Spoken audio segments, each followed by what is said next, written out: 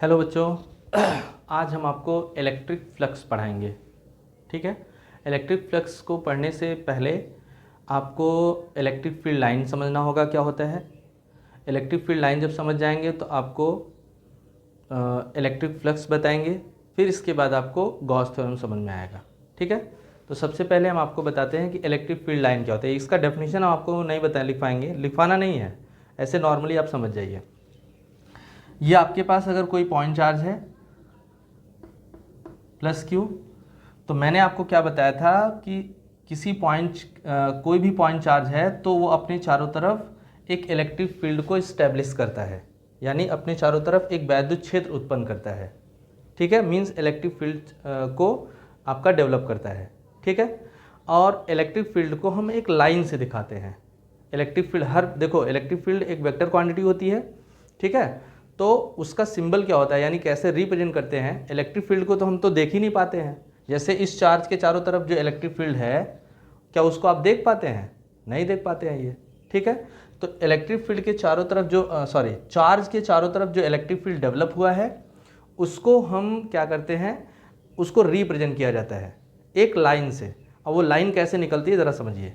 आप मानते हैं कि इस चार्ज का इलेक्ट्रिक फील्ड इतने दूर में है ये। ठीक है। इस चार्ज का इलेक्ट्रिक फील्ड इसके अंदर आपका है, इससे बाहर इलेक्ट्रिक फील्ड 0 है। ठीक है। अब आप क्या करते हैं, इसके अंदर किसी पॉजिटिव यूनिट टेस्ट चार्ज को फ्री करेंगे। इसके अंदर ऐसे ऐसे लेकर ऐसे छोड़ देंगे। ठीक है।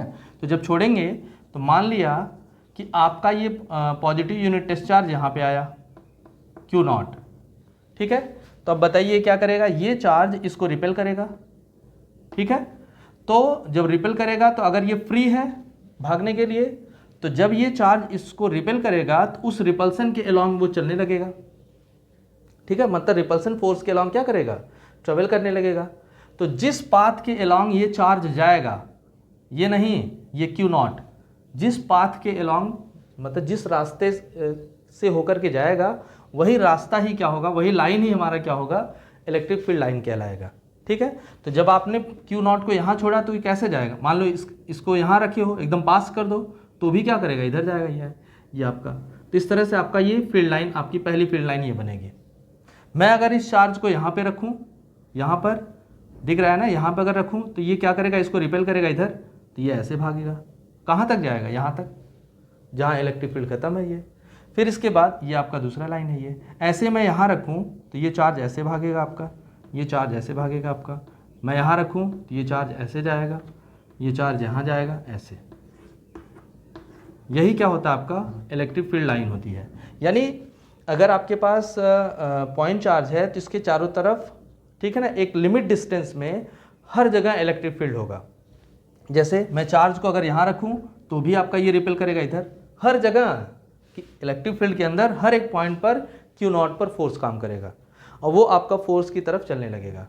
ठीक है। तो जिस रास्ते से, जिस पाथ के अलोंग वो ट्रेवल करेगा Q0, वही हमारा क्या होगा, इलेक्ट्रिक फील्ड लाइन कहलाएगा। ठीक है। तो इलेक्ट्रिक फील्ड लाइन आपका ये हो गया। और ये हम तो देख ही नहीं पाते, इसको मैंने इमेजिन किया, यही आपका फील्ड लाइन है, यही रास्ता ही हमारा क्या है, इलेक्ट्रिक फील्ड लाइन है। ठीक है। तो अब हम ये कहते हैं, ये तो नॉर्मली पॉइंट चार्ज के लिए है। जैसे तुमने ये प्लेट रखा, ये पॉजिटिवली चार्ज प्लेट है ये। ठीक है। अब इसका फील्ड लाइन कैसे निकालोगे तुम, यहाँ पर कोई चार्ज रखो तो बताओ ये क्या करेगा, प्लेट इसको रिपेल करेगा, प्लस Q0 यहाँ रख दिया तो ये प्लेट इसको रिपेल करेगा इधर, यानी ये इस साइड भागेगा ऐसे। यहाँ रखोगे तो इधर भागेगा, यहाँ रखोगे इधर भागेगा, इधर रख, ऐसे आपका लाइन होगा। और लाइन बिल्कुल ये पैरेलल आ रहा है, यानी यहाँ पर आप देखेंगे हर जगह इलेक्ट्रिक फील्ड क्या होगा, सेम होगा। ठीक है। यहाँ रखेंगे तो ऐसे जाएगा ये, यहाँ रखेंगे चार्ज को, ऐसे जाएगा, ऐसे जाएगा। ठीक है। तो अगर आपके पास कोई प्लेट है, ये प्लेट टाइप का है आपका चार्ज, ये चार्ज प्लेट है, तो इसके चारों तरफ इलेक्ट्रिक फील्ड बिल्कुल नॉर्मल निकलती है ये ऐसे। ठीक है। तो आई होप आपको इलेक्ट्रिक फील्ड लाइन समझ में आ गया होगा। इलेक्ट्रिक फील्ड लाइन क्या होता है, किसी चार्ज के अराउंड एक ऐसा स्पेस जिसमें किसी पॉजिटिव यूनिट टेस्ट चार्ज को अगर हम फ्री करें तो वो आपका किसी पाथ के अलोंग ट्रेवल करेगा, वही पाथ ही हमारा, वही रास्ता ही हमारा क्या कहलाएगा, इलेक्ट्रिक फील्ड लाइन कहलाएगा। ठीक है। अब हम आपको इलेक्ट्रिक फ्लक्स बताते हैं। देखो, इलेक्ट्रिक फील्ड लाइन को हम देख नहीं पाएंगे, ठीक है, वो कैसे इमेजिन कर रहे हैं आप, जिसके अलोंग ये क्यू नॉट जाएगा वही हमारा इलेक्ट्रिक फील्ड लाइन होगा।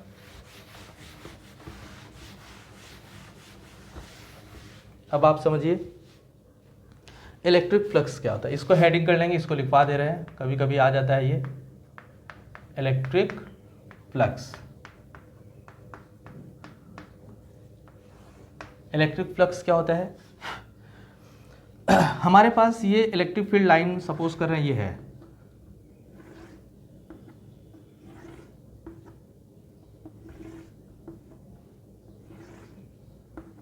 ये आपका इलेक्ट्रिक फील्ड लाइन से, ठीक है, इलेक्ट्रिक फील्ड लाइन, वही प्लेट जो आपने रखा था, एक पॉजिटिव प्लेट यहाँ रख दिया, एक निगेटिव प्लेट यहाँ रख दिया, तो इलेक्ट्रिक फील्ड लाइन ऐसे ऐसे जाएंगी, ठीक है।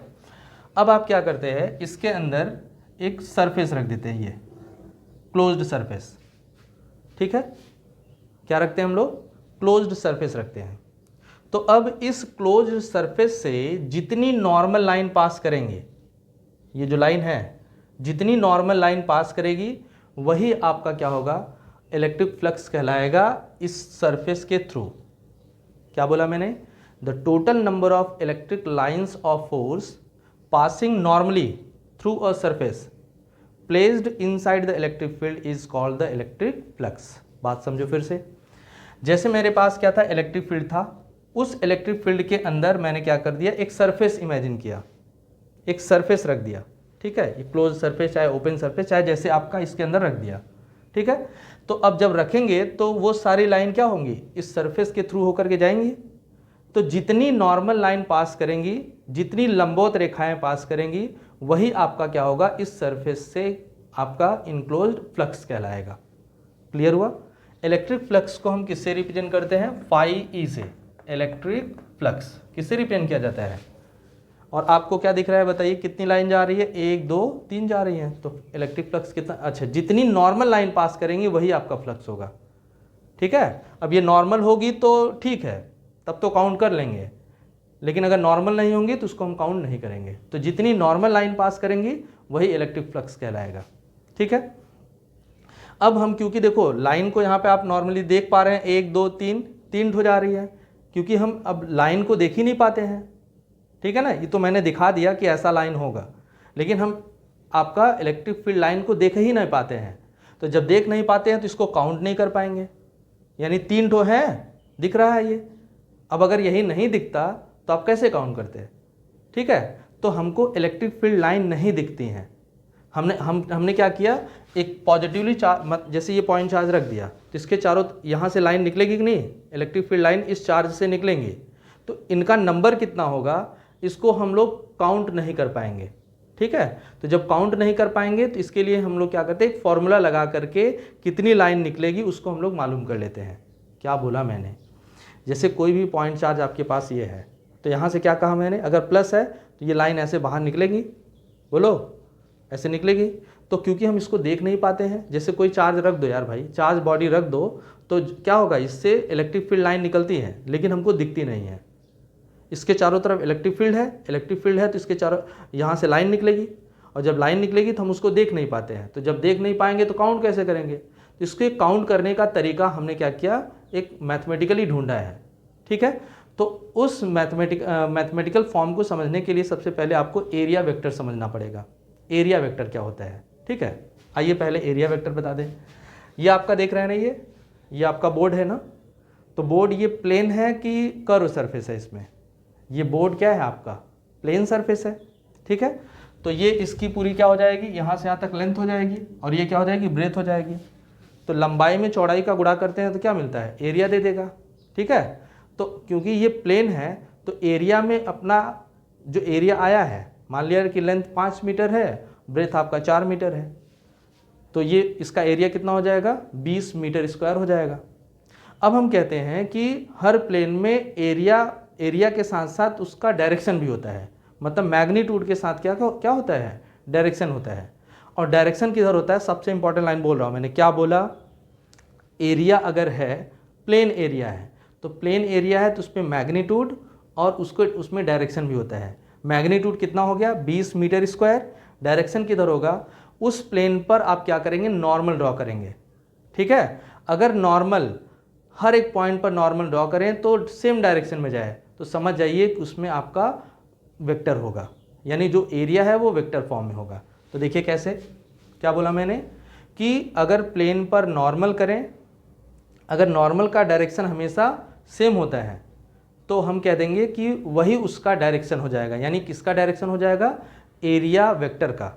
ठीक है, तो आप क्या करेंगे, इस पॉइंट पर अगर आप जानना चाहते हैं कि इस पॉइंट पर जानना चाहते हैं कि एरिया वेक्टर का डायरेक्शन किधर होगा, तो आप क्या करेंगे, इस पर नॉर्मल ऐसे कर देंगे ऊपर।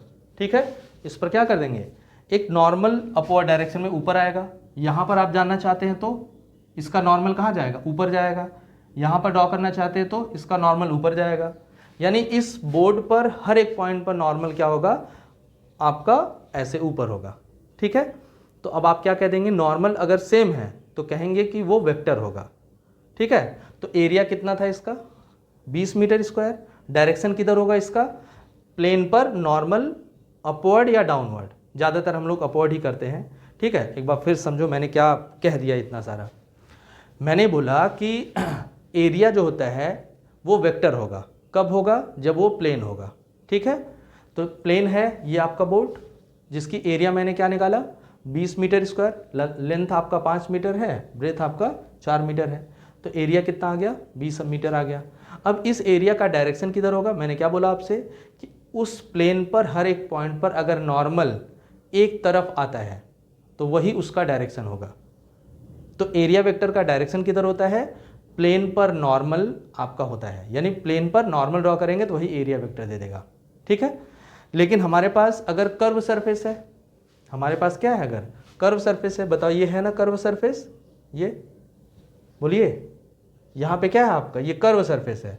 तो कर्व सरफेस है, अगर मैं छोटा सा एग्जांपल बताऊं आपको, जैसे ये देखो, ये आपका कर्व सरफेस है ये।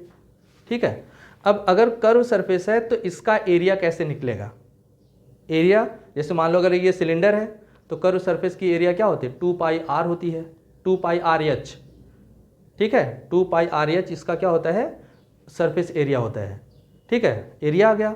अब कहेंगे सर इसका डायरेक्शन किधर होगा, तो क्योंकि देखो इस पॉइंट पर अगर हम नॉर्मल करें तो इधर जाएगा, अगर हम यहाँ करें तो इधर जाएगा, तो हर पॉइंट पर नॉर्मल क्या होगा आपका, अलग अलग डायरेक्शन में होगा। ठीक है ना, क्यों, क्योंकि ये हर पॉइंट पर मुड़ा हुआ है। ठीक है, तो इसका एरिया वेक्टर हम लोग ढूंढ नहीं पाएंगे, क्यों, क्योंकि हर पॉइंट पर नॉर्मल की ही तरफ डायरेक्शन होता है, तो हमको हर पॉइंट पर नॉर्मल क्या आ रहा है, अलग अलग आ रहा है। इस वजह से हम क्या करते हैं, इसका एक एलिमेंट्री पार्ट लेते हैं। क्या लेते हैं, इस पूरे सरफेस का एक छोटा सा पार्ट लेके, बहुत छोटा सा। ठीक है, जब छोटा सा पार्ट लेंगे अगर आप, तो उसको कट करके निकालेंगे, तो वो हम क्या करेंगे, एज अ प्लेन ट्रीट कर सकते हैं, यानी एज अ प्लेन मान सकते हैं। क्या बोला मैंने, अगर सरफेस तुम्हारा कर्व है तो उसके एरिया वेक्टर का डायरेक्शन हमको नहीं मिल पाएगा। क्यों नहीं मिल पाएगा, हर पॉइंट पर नॉर्मल क्या होगा, अलग अलग डायरेक्शन में जाएगा। लेकिन अब आपने क्या कहा कि सर इसका छोटा सा पार्ट आप काट करके निकाल दीजिए, बहुत छोटा सा पार्ट निकालेंगे काट कर, तो वो एक प्लेन होगा। आप अपने कॉपी को मोड़िए, मोड़ने के बाद आप क्या करिए, उसके छोटे से पार्ट को कट करके निकालिए। ठीक है, थोड़ा सा पार्ट एक काट कर निकालेंगे तो हमको वो प्लेन जैसा मिलेगा। ठीक है, जब प्लेन मिल गया तो क्या होगा, आपका उस छोटे से पार्ट का एरिया वेक्टर मिलेगा, और जब छोटे से पार्ट का एरिया वेक्टर मिलेगा तो इंटीग्रेट कर देंगे तो पूरे पार्ट का एरिया वेक्टर मिल जाएगा। ठीक है, जैसे यहाँ पर देखो, अब आप ये बताओ, इस पॉइंट पर मान लेते हैं कि यहाँ पे आपका क्या है, ये एक आपने क्लोज सरफेस कंसीडर किया है। ठीक है, तो अब आप जानना चाहते हैं कि इस क्लोज सरफेस से कितनी लाइन होकर के जाएंगे।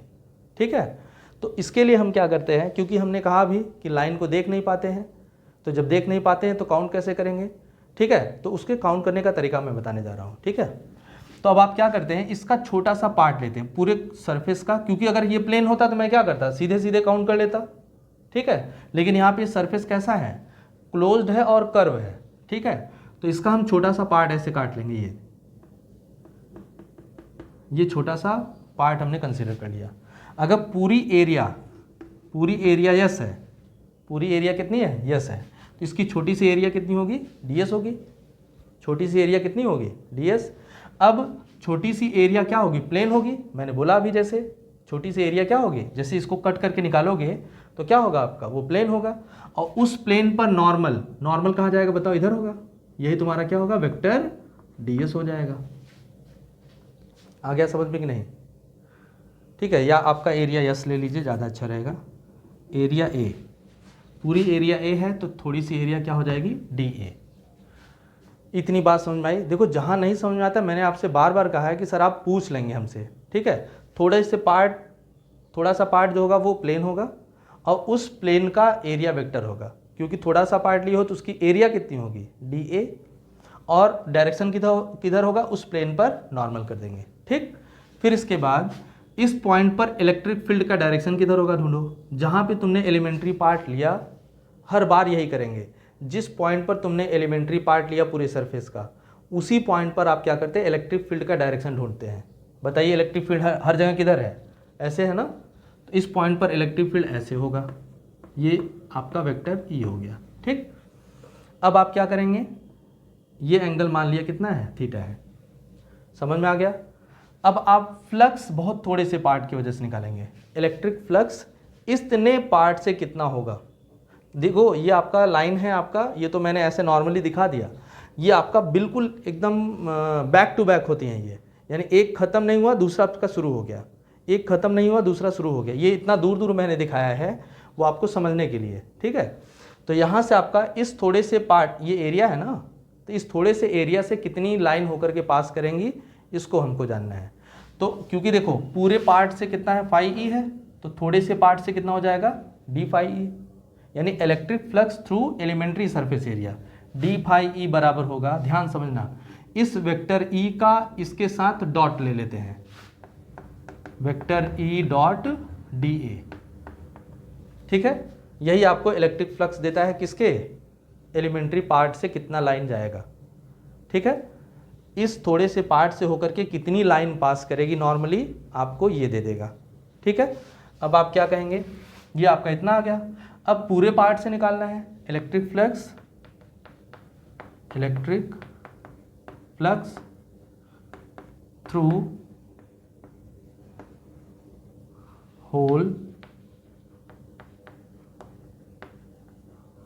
होल सरफेस एरिया कितना हो जाएगा, फाई ई बराबर, इंटीग्रेट करेंगे तो पूरे सरफेस से आ जाएगा, इंटीग्रेट, और ये क्लोज इंटीग्रल लगेगा क्योंकि सरफेस कैसा है, क्लोज्ड है। अगर यही ओपन रहेगा तो ओपन इंटीग्रल लगाएंगे, किसका करना है, डी फाई ई का, ठीक है। अब आप रख लीजिए, तो इलेक्ट्रिक फ्लक्स कितना आ जाएगा, closed integral vector E dot D A dot B बराबर ए बी कॉस थीटा होता है, तो यहाँ देखो ए बी कॉस थीटा आ जाएगा ये, तो फाई ई बराबर आ जाएगा ई डी ए कॉस थीटा, ठीक है। यही आपका इलेक्ट्रिक फ्लक्स होता है, किससे, क्लोज्ड सरफेस से। तो सबसे इंपॉर्टेंट टर्म इसमें क्या आ रहा है, एरिया वेक्टर आ रहा है। तो एरिया वेक्टर अगर तुम्हारा प्लेन है तो हमको क्या करना है, उसके एलिमेंट्री पार्ट को खोजने की ज़रूरत ही नहीं है, तो सीधे आप क्या करेंगे, फाई ई बराबर ई डॉट ए कर देंगे। अगर सरफेस प्लेन है तो क्या करेंगे, फाई ई बराबर ई डॉट ए कर देंगे, आपको सीधे मिल जाएगा, समझ में आया। जैसे ये प्लेन है ना, बोलो, तो इलेक्ट्रिक फील्ड लाइन ऐसे मान लो जा रही हैं सब, मतलब इस साइड से इस साइड ये सारी लाइन जा रही हैं, और मैंने प्लेन को ऐसे रख दिया, देखो, तो इस प्लेन से सारी की सारी लाइन नॉर्मल जाएंगी कि नहीं, ऐसे जाएंगी, बोलो। अब इसमें कितना, यानी इससे होकर के कितनी कुल लाइन जाएंगी, कैसे निकालेंगे, एरिया निकालेंगे सीधा, वेक्टर ई डॉट ए कर देंगे, वेक्टर ए, ठीक है। सीधे आपको क्या करेगा, फाई ई आपको मिल जाएगा। तो पहले इलेक्ट्रिक फील्ड लाइन क्या होता है, हमने आपको उसको बताया, इलेक्ट्रिक फील्ड लाइन क्या होता है, बोलिए। आपके पास क्या है, कोई चार्ज है, उस चार्ज के चारों तरफ एक इलेक्ट्रिक फील्ड डेवलप होगा, उस फील्ड में अगर किसी चार्ज को फ्री करें तो वो जिस पाथ के अलॉन्ग ट्रेवल करेगा वही इलेक्ट्रिक फील्ड लाइन होगा, ठीक। अब इलेक्ट्रिक फ्लक्स कैसे कहेंगे, यही आपका हेडिंग कर लीजिए। हेडिंग करने के बाद लिखेंगे इलेक्ट्रिक फ्लक्स क्या होता है, लिखिए, द टोटल इलेक्ट्रिक, ये हेडिंग करिएगा, इसके बाद लिखिए the total electric field the total electric field lines, the total electric field lines passing normally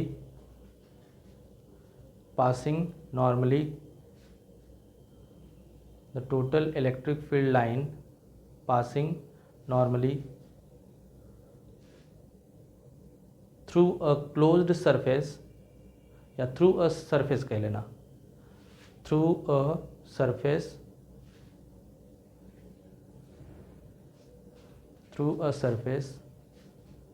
placed in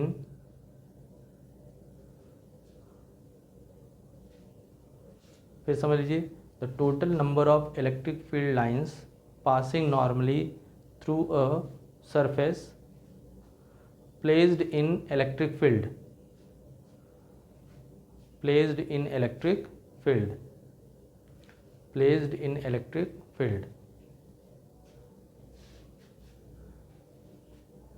is called electric flux, is called electric flux। क्या कहा जाता है? इलेक्ट्रिक फ्लक्स कहा जाता है। इसको डिनोट करते हैं हम किससे? It is denoted by phi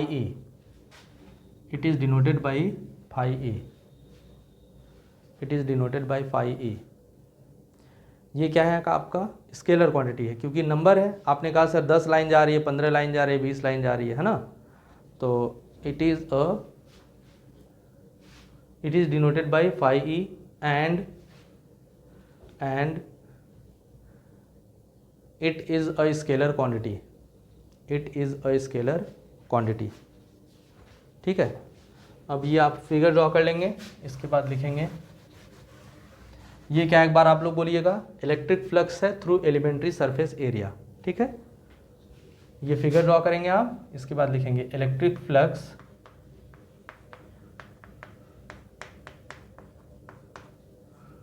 through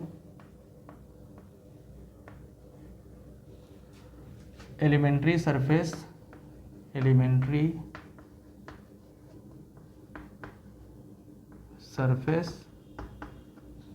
area.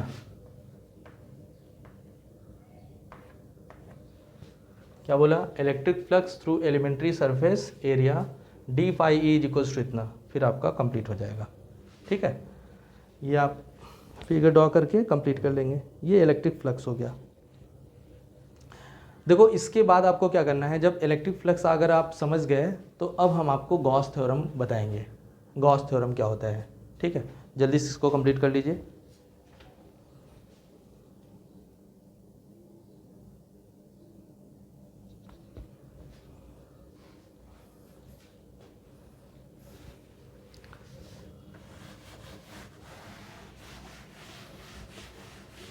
ये सब एग्ज़ाम में बहुत कम पूछे जाते हैं। हेडिंग करिए आप लोग, गॉस थ्योरम।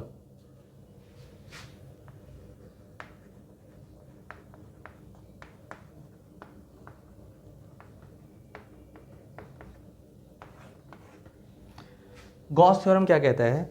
जैसे अभी हमने कहा कि अगर आपके पास कोई इलेक्ट्रिक फील्ड है, उस इलेक्ट्रिक फील्ड में कोई सरफेस रखें तो इससे होकर के कितनी नॉर्मल लाइन पास करती है, उसी को इलेक्ट्रिक फ्लक्स कहा जाता है। और इलेक्ट्रिक फ्लक्स को निकालने का तरीका क्या होता है? Phi E is equals to, मैंने बोला अभी, closed integral vector E dot D A कहा ना। बोलिए, इतना आप काम करेंगे तब जाकर के आपको क्या मिलेगा? इलेक्ट्रिक फ्लक्स मिलेगा। लेकिन इलेक्ट्रिक फ्लक्स के निकालने का एक तरीका इन्होंने और बताया, गॉस ने। देखो इस थ्योरम का अपना एक काम होगा। ये आपका क्या करता है, ये जो इलेक्ट्रिक फ्लक्स हमारे पास अगर इलेक्ट्रिक फील्ड है और अगर एरिया वेक्टर है, तब जाकर के हम क्या करेंगे? फाई ई निकाल पाएंगे। लेकिन इन्होंने एक जुगाड़ और आपको बताया कि इलेक्ट्रिक फ्लक्स किसी सरफेस से होकर के कितना पास करेगा, इसको भी ये निकालने का क्या किया, इन्होंने एक मेथड बताया। उन्होंने ये कहा कि केवल हमको चार्ज पता हो बस, ठीक है। यानी आपके पास जो चार्ज है, चार्ज की ही वजह से इलेक्ट्रिक फील्ड होता है ना यार, और इलेक्ट्रिक फील्ड है तो वहाँ लाइन होगा आपका। तो अगर आपके पास केवल चार्ज पता है कि चार्ज की क्वांटिटी कितनी है, और जैसे ही चार्ज पता कर लेंगे हम नंबर भी बता देंगे कि कितना इलेक्ट्रिक फ्लक्स होगा, ठीक है। तो इन्होंने क्या कहा, ये इनका स्टेटमेंट क्या कहता है, जैसे हमारे पास क्या है, ये प्लस क्यू चार्ज है, ये प्लस क्यू चार्ज है, मान लेते हैं ये 10 कूलाम का चार्ज है ये, ठीक है। अब इससे लाइन निकलेगी ना, अभी मैंने बताया था, इससे चारों तरफ क्या करेगी, इलेक्ट्रिक फील्ड लाइन निकलेंगी ऐसे, बोलो, ये इलेक्ट्रिक फील्ड लाइन ऐसे निकलेंगे। और इनका नंबर कितना होगा, इन्होंने काउंट करने का एक तरीका बता दिया, ठीक है। तो आप ये कहते हैं कि आप क्या करिए, इस चार्ज के चारों तरफ एक आप इमेजिनरी सरफेस ड्रॉ कर दीजिए, closed surface.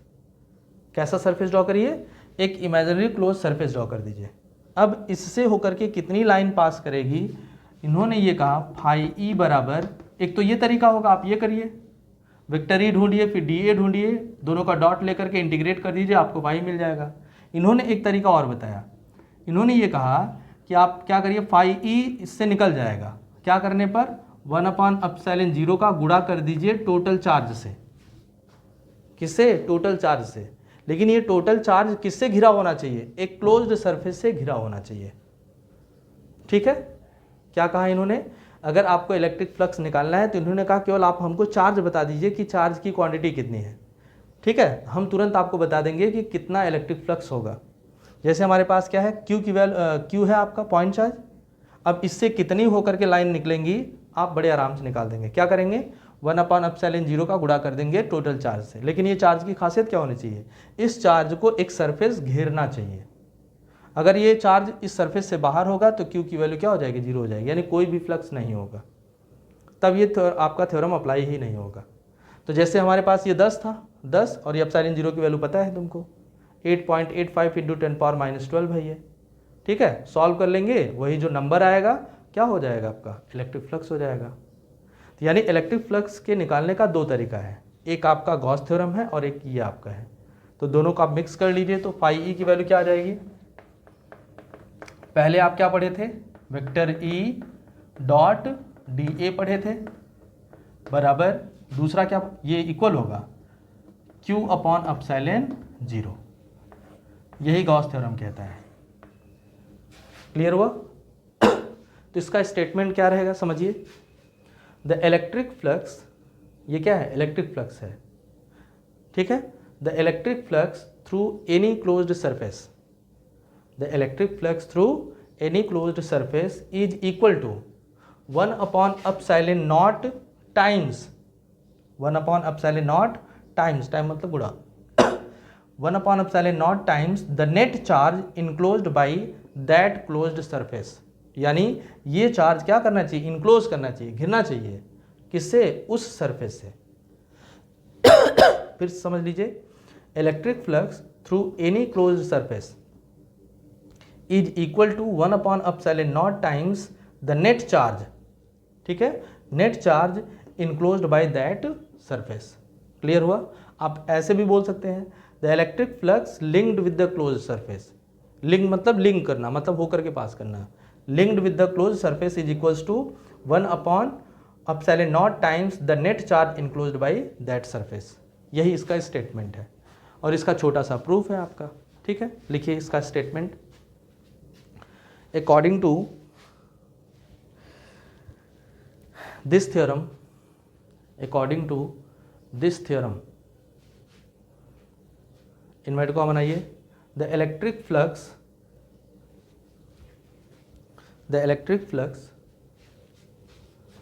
linked LINKED linked with a closed surface, electric flux linked with a closed surface is equal to किसके बराबर होता है, is equal to 1/ε0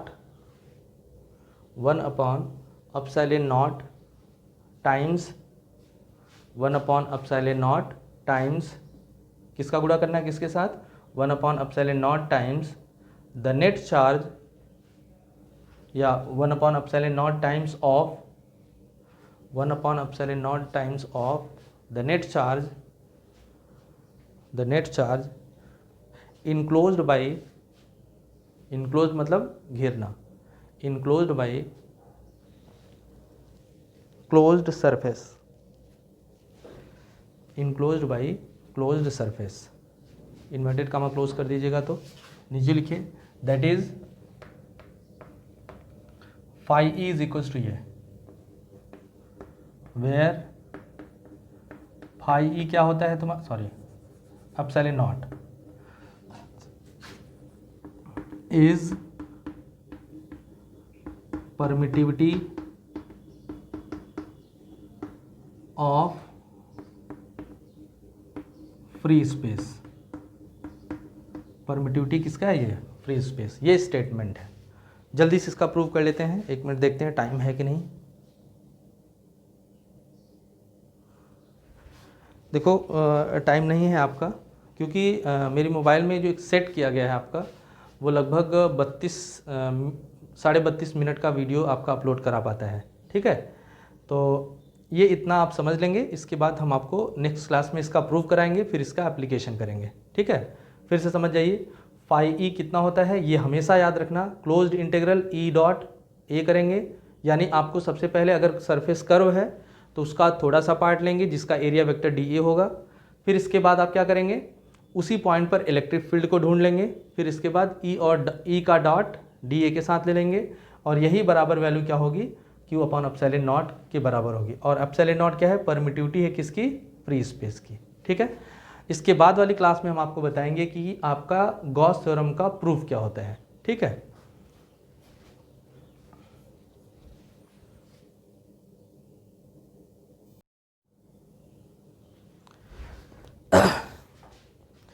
हेलो बच्चों, आज हम आपको गॉस थ्योरम का प्रूफ करेंगे, ठीक है। यही आपका गॉस थ्योरम था, अगर आपको याद होगा। Phi E is equals to कितना होता है, E dot A is equals to Q upon epsilon naught. तो हेडिंग करते हैं हम लोग proof of Gauss theorem, heading कर लीजिएगा proof of Gauss theorem. Proof में सबसे पहले हम क्या करेंगे, एक पॉइंट चार्ज लेंगे प्लस क्यू, ठीक है। मान लेते हैं कि point charge air or free space में आपका पॉइंट ओ पर रखा गया है ये, ठीक है। अब आपको मालूम है कि इससे क्या निकलेंगी, इलेक्ट्रिक फील्ड लाइन निकलेंगी। अब हमको निकालना क्या है, इन इलेक्ट्रिक फील्ड लाइंस का नंबर कितना होगा, ठीक है, इसको हमको निकालना है। तो गॉस ने क्या कहा था कि हमको क्या गॉस ने इलेक्ट्रिक फ्लक्स निकालने का एक तरीका बताया था। उस तरीके में इन्होंने ये कहा था कि पहले इनकी रिक्वायरमेंट हम पूरी करते हैं। इन्होंने ये कहा कि आप एक सरफेस ड्रॉ करेंगे, वो सरफेस इस चार्ज को घेरना चाहिए, ठीक है। जैसे ही आपका ये सरफेस ड्रॉ करेंगे, ठीक है, उस सरफेस की खासियत क्या होनी चाहिए, इस चार्ज को इनक्लोज करना चाहिए, ठीक है। और हम ये सरफेस बिल्कुल सिमेट्रिकल ले रहे हैं, ऐसे समझिए, ये स्फेरिकल सरफेस मैंने ले लिया, ठीक है, ये स्फेरिकल सरफेस ले लिया। तो इसकी पूरी एरिया मान लेते हैं, सरफेस एरिया क्या है, ए है, पूरी सरफेस एरिया कितनी है, ए, ठीक है। अब आप क्या करते हैं, हमने इसके बाद बोला था कि आप एक एलिमेंट, कर्व सरफेस है ना, ये कर्व टाइप हर जगह मुड़ा हुआ है ये, तो इसके लिए मैंने क्या कहा था, सर आप इसका एक एलिमेंट्री पार्ट ले लीजिए, ठीक है। एक एलिमेंट्री पार्ट चलो ले लिया, हो गया ये। अब इसका आप क्या करेंगे, एलिमेंट्री पार्ट पूरी एरिया ए है तो छोटे से पार्ट की एरिया डी ए हो जाएगी। अब क्या करेंगे, इसका एरिया वेक्टर ढूंढेंगे, तो इसका एरिया वेक्टर क्या हो जाएगा, वेक्टर डी ए हो जाएगा, आ गया, ठीक है। अब आप क्या करेंगे, दूसरा काम करेंगे कि इसी पॉइंट पर मैंने बोला था कि जिस पॉइंट पर तुम एरिया वेक्टर निकाल रहे हो उसी पॉइंट पर क्या करोगे, इलेक्ट्रिक फील्ड का डायरेक्शन ढूंढोगे। तो इलेक्ट्रिक फील्ड का डायरेक्शन निकालने के लिए एक मेथड मैंने बताया था पहली ही क्लास में, जब इलेक्ट्रिक फील्ड इंटेंसिटी बता रहे थे। आप इस पॉइंट पर एक क्यू नॉट रख देंगे, रख दिया। अब ये चार्ज क्यू नॉट पर जिधर फोर्स लगाएगा वही आपका वेक्टर ई हो जाएगा। कई बार मैंने बताया है कि वेक्टर ई को ढूंढने का तरीका क्या होता है, जिस पॉइंट पर तुमको वेक्टर ई चाहिए उस पॉइंट पर प्लस क्यू नॉट रख देते हो। जब प्लस क्यू नॉट रख देते हो तो जिधर फोर्स लगेगा वही हमारा क्या होगा, इलेक्ट्रिक फील्ड का डायरेक्शन हो जाएगा। तो बताइए ये चार्ज इस पर किधर फोर्स लगाएगा, ऐसे, यानी यही आपका क्या होगा, वेक्टर ई हो जाएगा, ठीक है। तो ऐसा हम यहाँ पे सोच करके हम दिखा देते हैं, ये वेक्टर ई हो गया, ठीक है, आ गया सबको। अब एक चीज़ हम और करते हैं, ये जो पॉइंट आपने लिया है सरफेस पर, ये पॉइंट इसका नाम दे देते हैं P, ठीक है। और ये सेंटर O से P की डिस्टेंस आपकी क्या हो जाएगी, ये आपका R हो जाएगी मान लिया, ठीक है। इतना काम समझ में आ गया सबको, हो गया ना। अब आप क्या करेंगे, इस चार्ज की वजह से यहाँ इलेक्ट्रिक फील्ड निकालेंगे। तो यहाँ लिखेंगे हम लोग इलेक्ट्रिक फील्ड, क्योंकि मैंने बताया है E भी निकालना है और dA भी निकालना है। तो electric field at point P due to, electric field किसका, प्लस Q का, due to charge plus Q is, बताइए क्या होगा, E is equals to, formula बोलो, 1/4πε0 Q बाई कितना, R²। ये इक्वेशन नंबर 1 हो गया, ये इलेक्ट्रिक फील्ड आ गया। अब आप क्या करेंगे, इस थोड़े से पार्ट से, देखो इस चार्ज से लाइन निकलेगी ना, अरे इस चार्ज से चारों तरफ लाइन निकलेगी, तो जब चारों तरफ लाइन निकलेगी तो इस छोटे से पार्ट से कितनी लाइन निकलेगी इसको जानना है, तो उसको इलेक्ट्रिक फ्लक्स कहते हैं। Electric flux through elementary surface area is, क्या बोलते हैं, डी फाई ई कहते हैं। याद आया, क्या निकालते हो, क्लोज्ड इंटीग्रल करके वेक्टर ई डॉट डी ए कर लेते हो, याद आ गया। अब सॉरी, एलिमेंट्री सरफेस एरिया से क्या होगा, वेक्टर ई डॉट डी ए होगा एलिमेंट्री सरफेस से। पूरे सरफेस से क्या हो जाएगा, implies that electric flux through whole surface area, through whole surface area is phi E बराबर क्या आ जाएगा, closed integral vector E dot D A. आ गया, सबको आ गया। इसको सॉल्व कर लेते हैं, बताओ ई और डी ए के बीच का एंगल कितना है, 0। तो फाई ई की वैल्यू आ जाएगी आपके पास, closed integral E D A cos 0, cos 0 की वैल्यू 1, क्या आ जाएगा, फाई ई की वैल्यू आ जाएगी आपके पास E integral, closed integral E into D A, E को बाहर कर लीजिए, तो फाई ई की वैल्यू आ जाएगी ई इंटू ए का मतलब सरफेस एरिया, सरफेस एरिया, बताइए किसकी सरफेस एरिया, गॉसियन सरफेस का। इसी को गॉसियन सरफेस कहा जाता है भाई, इसको हम लोग बोलते हैं गॉसियन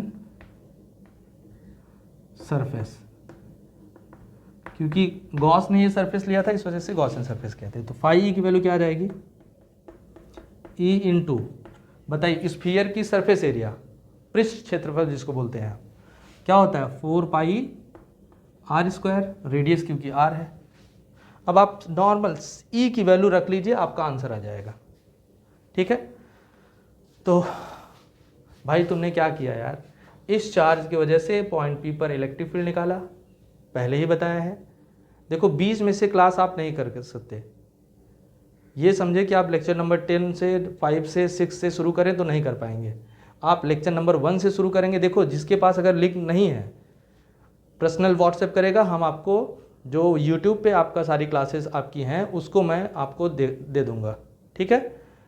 कोई भी क्लास अगर आप नहीं पढ़े हैं उस क्लास को मैं आपको दे सकता हूँ, ठीक है, लेकिन आप फ़ोन करेंगे तब। तो देखिए आपको क्या करना है, इस चार्ज की वजह से यहाँ पे इलेक्ट्रिक फील्ड आपके पास इतना आ जाएगा। फिर क्या करेंगे आप, एलिमेंट्री सरफेस एरिया से इलेक्ट्रिक फ्लक्स निकाल लेंगे, होल सरफेस से निकाल लेंगे, इतना कर लिया तुमने। अब ई की वैल्यू को यही वाली यहाँ पे यूज़ करना है। तो पहले ये फिगर आप ड्रॉ कर लेंगे, प्रूफ में ये फिगर ड्रॉ करेंगे, ड्रॉ कर लिया।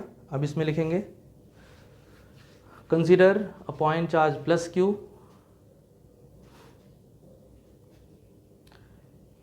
consider a point charge plus q placed at point O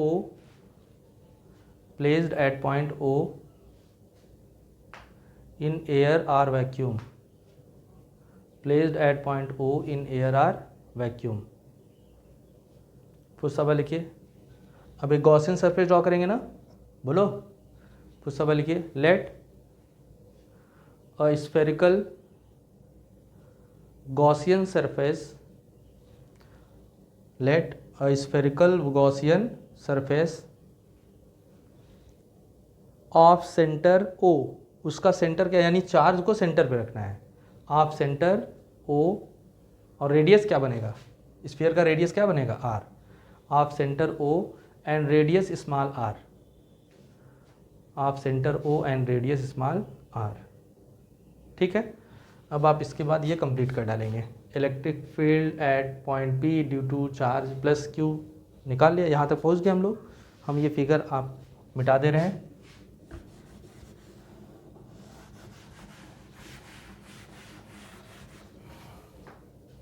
क्या करना है अब आपको, ई की वैल्यू को इक्वेशन नंबर 1 से ला के रखना है। समझ पाए कि नहीं यार, या इस चीज़ को मैं पहले ऊपर लिख दे रहा हूँ, यही वाली वैल्यू यार, नहीं तो ऐसे देखो क्या आएगा। Using equation 1 we get phi E की वैल्यू क्या आ जाएगी, ई की value 1/4 pi epsilon naught Q by R square into 4 pi R square. देखो 4 पाई आर स्क्वायर कट गया, फाई की वैल्यू क्या आ गई, क्यू अपॉन एप्सिलॉन नॉट। ये प्रूव्ड हो गया आपका। ठीक है, इसको कंप्लीट कर लीजिए।